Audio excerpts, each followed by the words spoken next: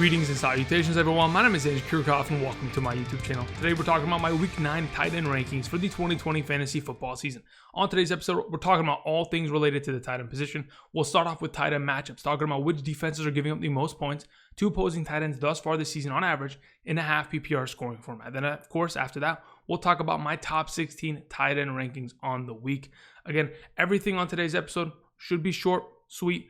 The tight end position isn't, really filled with much depth.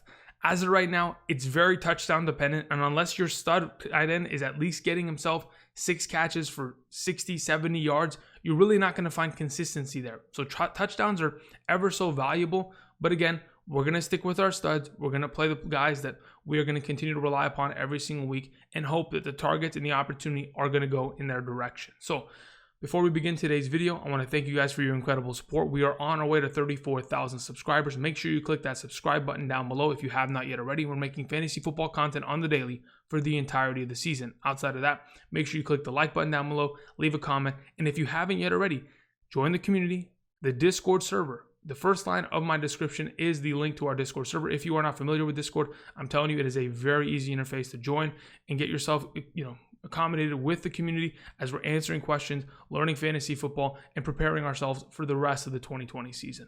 Outside of that, make sure you check out my quarterback video from earlier today, and let's get into some tight end ranking, shall we? Here we go. So let's start talking about some matchups at the tight end position as we enter Week 9 of the 2020 fantasy football season. As you can see on screen, the Atlanta Falcons are giving up a lot of points to opposing tight ends this season, and they're giving up at least on average 1 receiving touchdown to opposing tight ends per week, on top of course, the 66.8 yards per game and the 6.3 receptions per game. So, of course, Noah Fant is definitely, he should be able to take advantage of it, unless Albert Okwebunam is going to definitely come in there and take a couple of the receptions like he did this last week in the red zone, take himself a receiving touchdown there. Maybe we'll see that, but either way, I think both these tight ends in the Denver offense can definitely coexist. So I think this is a fantastic matchup. We'll go ahead and move on. Cincinnati Bengals, of course, give up a lot of points, but do not forget the Bengals, the Eagles, the Rams, and the Browns are all on bye week this week, so we won't be able to take advantage of that. The Jacksonville Jaguars giving up some points. I know Darren Fells played well against them last time they played earlier this season, had himself 2 catches for 57 yards and a touchdown, but Darren Fells is super inconsistent and may not be a viable enough play this week. We'll go ahead and move on. The New Orleans Saints playing against Rob Gronkowski, a guy that has really revitalized his career in the last 3 weeks, in the last 4 weeks exactly.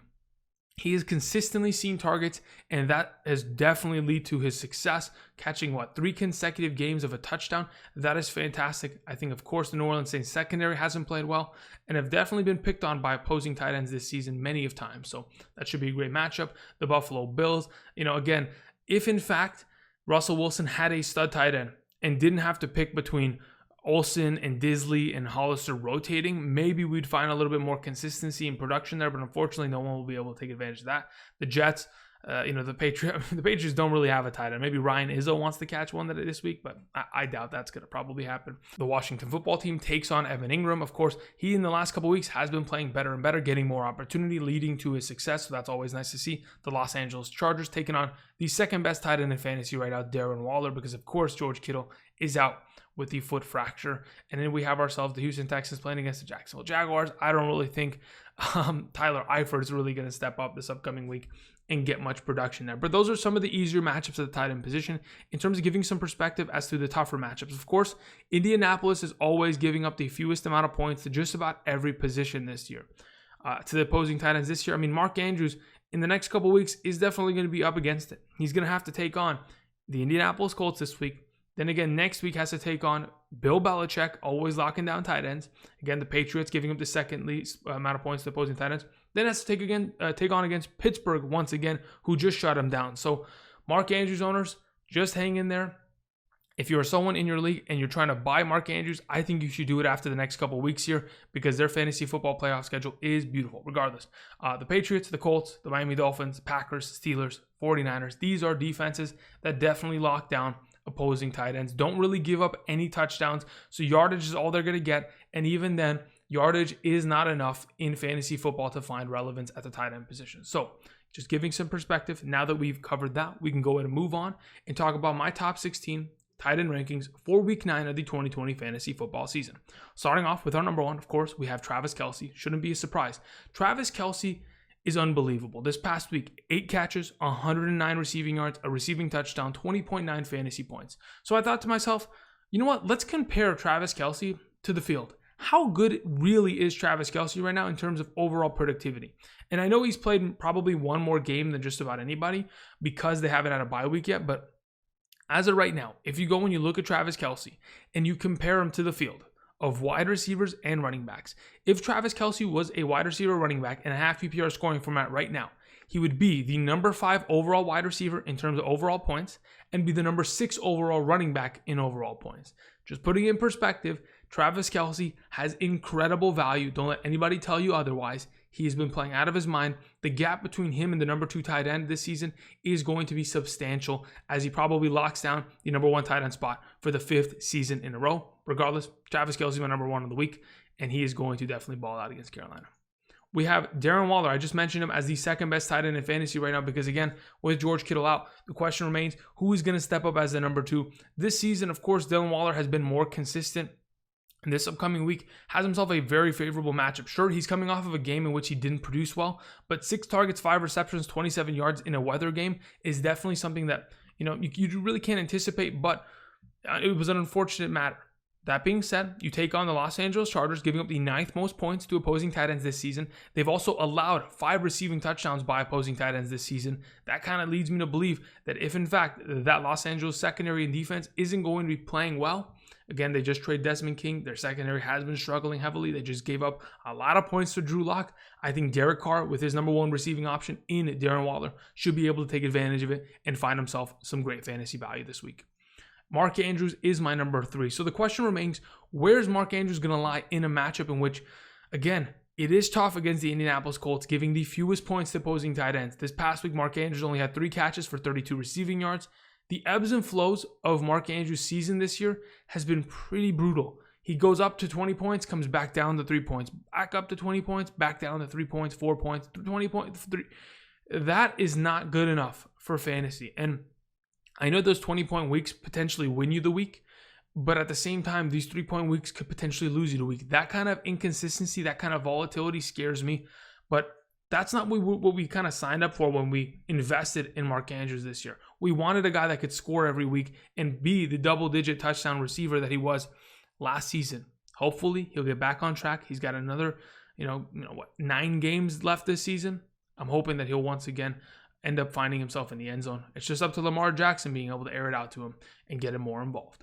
We'll have ourselves number 4, Rob Gronkowski. He was on the thumbnail last week. And once again, I would have had him on the thumbnail again. He has been playing fantastic.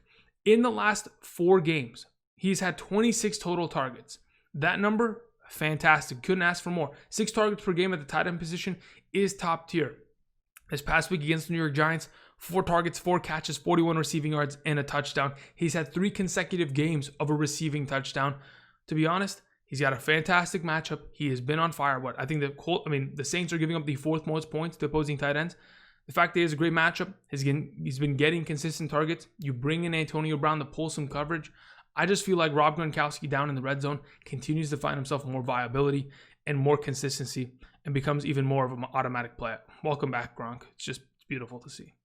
We have ourselves Noah Fant as our number 5. So as of right now, I think Fant is he's one of the better tight ends in the National Football League. In terms of points, obviously he's missed some time, and they had a little bit of an early impromptu bye week because of the entire COVID situation. But as of right now, Noah Fant, after coming back from a little bit of an ankle injury, has kind of refound himself.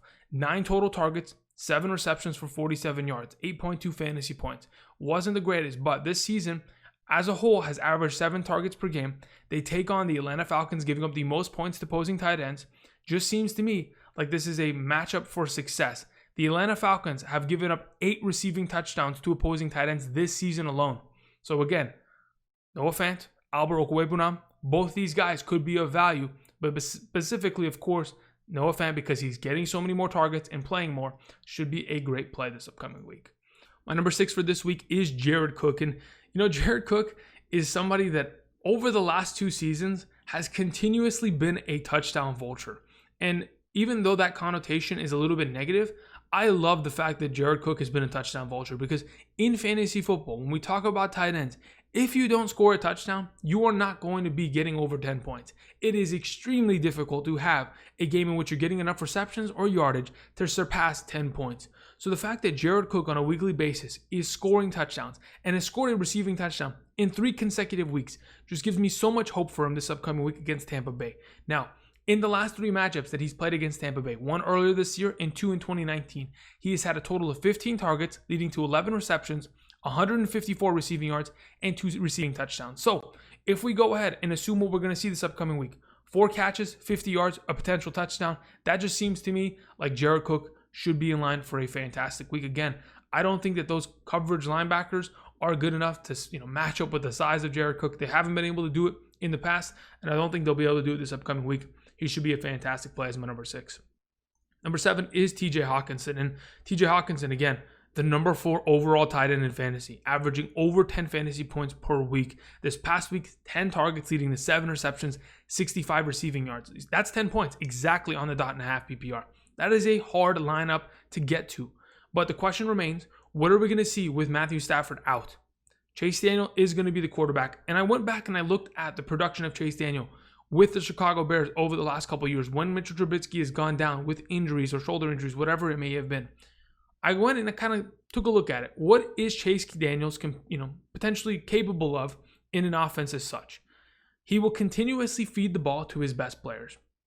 Now, when he played for Chicago, a lot of his receptions went to Tariq Cohen, Allen Robinson, Anthony Miller. There were a couple games in which they utilized Trey Burton, but the Chicago Bears haven't utilized tight end exclusively in a very long time, in comparison to a Darrell Bevel offense in Detroit, in which they want to go ahead and hard focus and feed tight ends similar to the way they did with Jimmy Graham in Seattle. I continue to preach it. If TJ Hockenson is going to get the ample opportunity that he has seen this season, I have no choice but to start him. I think even though Minnesota could be a tough matchup, I think Chase Daniel is going to surprise a couple people this week, and definitely Hockenson could be in line for a potential touchdown. My number 8 for this upcoming week is Evan Engram. And, Evan Ingram's a pretty interesting tight end as of right now. He's not scoring touchdowns, but he's getting opportunity, receptions, and yards. And really, I can't ask for much else. 19 targets in the past 2 weeks. This past week, Monday Night Football against the Tampa Bay Buccaneers defense. 10 targets leading to 5 receptions, 61 yards, 9.5 fantasy points. I'll take that any given week. Playing against the Washington football team, they give up their fair share of points to opposing tight ends, and it makes me think that this could be another matchup in which Evan Engram can produce. Again, it wasn't just a couple weeks back that they played against the Washington football team, and Evan Engram played well with 9 targets and getting himself good opportunity that led to his success. So again, the opportunity is there, the continuous production is there. There's always going to be an upside for touchdown. Even though it may not be in the cards this week, that's why he's a little bit lower ranked than the oppositions here on the screen. But as of right now, I still think that Evan Engram has got himself a lot of potential. Number 9 is Eric Ebron. Now, he plays against the Dallas Cowboys. Again, is it really a surprise that I'm playing Eric Ebron at the number 9 spot? He had himself a pretty good game last week. 4 catches, 48 yards, and a touchdown. The Dallas Cowboys cannot stop us all defensively. And truth be told, they really can't stop opposing tight ends either.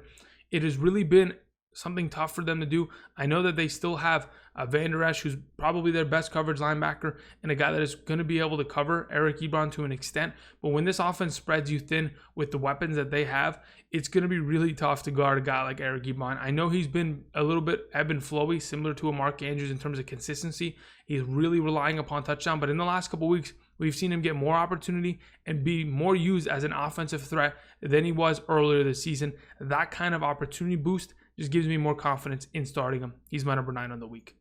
Robert Tonyan is my number 10. Again, without any other receiving options.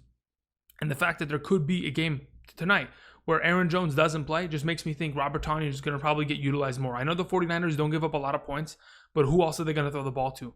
Robert Tonyan the other day, 5 total receptions on 7 targets for 79 receiving yards. Jay Sternberger even had a couple receptions for 40 yards. So they have to use their tight ends and they have to get them more and more utilized. Of course, we've seen LaFleur use tight ends in the past. He used to be the offensive coordinator of the Tennessee Titans, using Delaney Walker every single play with Mariota. So again, Robert Tonyan being used more and more in this offense shouldn't be a surprise. I think, again, you'll see some more utilization this week as my number 10 tight end. Moving on to our number 11, we have ourselves Jonnu Smith. Now, I know what you may be thinking, Andrew, not again, not Jonnu Smith. He hasn't done anything for the last 3 weeks. I hear you loud and clear.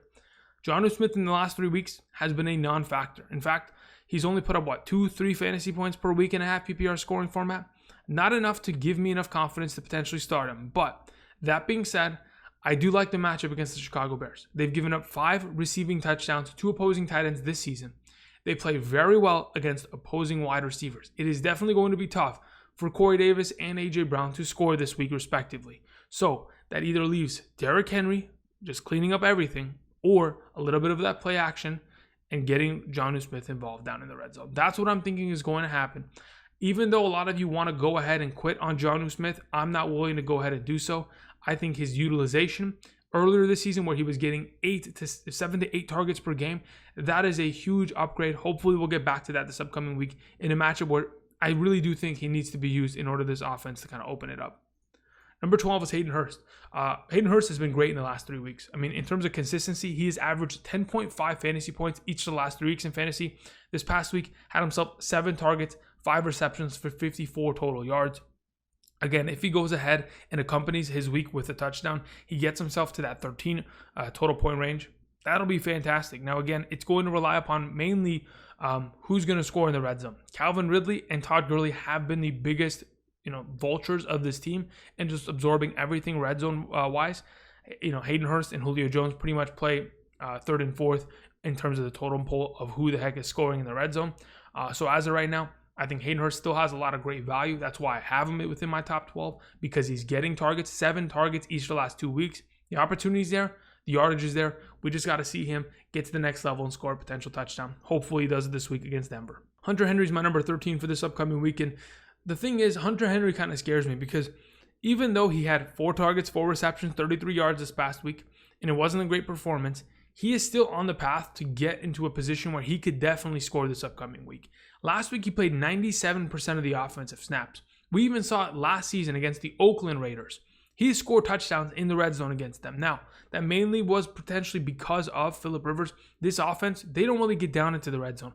They are making big plays, deep plays with their arm of their quarterback, of course, getting Mike Williams, Jalen Guyton, Keenan Allen on 20-plus yard receiving touchdowns. So again, that hurts the potential of their running backs and their tight ends. And I think going forward, we have to kind of sit Hunter Henry and just wait for him to find more consistency in this offense.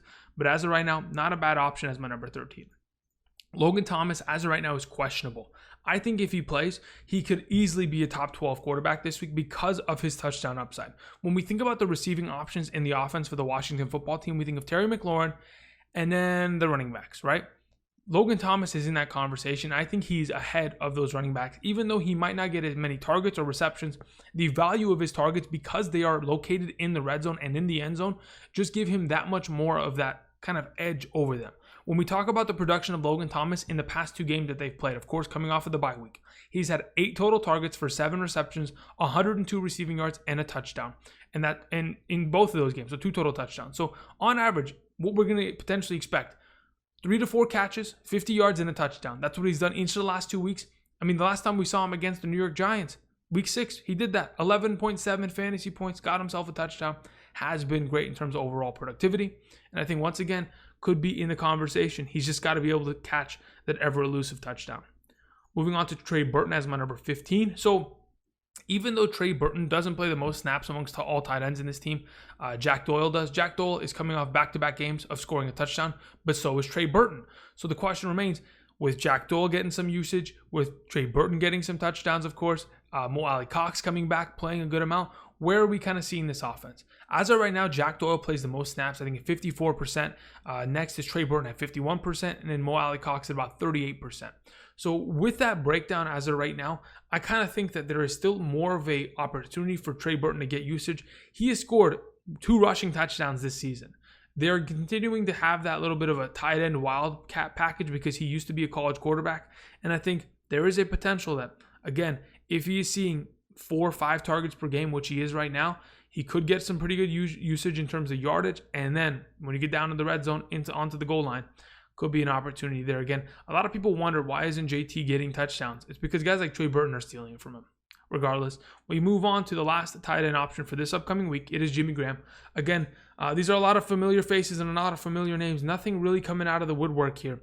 As of right now, Jimmy Graham, since Nick Foles has taken the starting quarterback job, he's averaging 6.8 targets per game. This past week had 7 targets, only 2 catches for 13 yards against his former team. He plays against the Tennessee Titans. I talk about it all the time. Tennessee's been averaging giving up at least a touchdown per game to opposing tight ends for the last 23 games of the regular season. So again, they gave up a lot of points to tight ends. Jimmy Graham just needs to see the targets. He's definitely getting those. The red zone targets were a little bit shy last week. They weren't even able to get down into the red zone very often. So I think this week against Tennessee's defense, they'll be able to do so, and Jimmy Graham will be able to play well. All right, those are my top 16 tight end rankings on the week. Thank you, everybody, for watching. Those are Week 9 rankings. If you haven't yet already, subscribe to the channel. Go down below, click that button. We're trying to get to 34,000 subscribers. I really do appreciate your guys' continued support. Again, join the Discord community server. If you're looking for extra content, you can join our Patreon, link down in the description. Outside of that, leave a like button today, comment down below. And until tomorrow, Hidden Gems, I'll see you guys. Peace.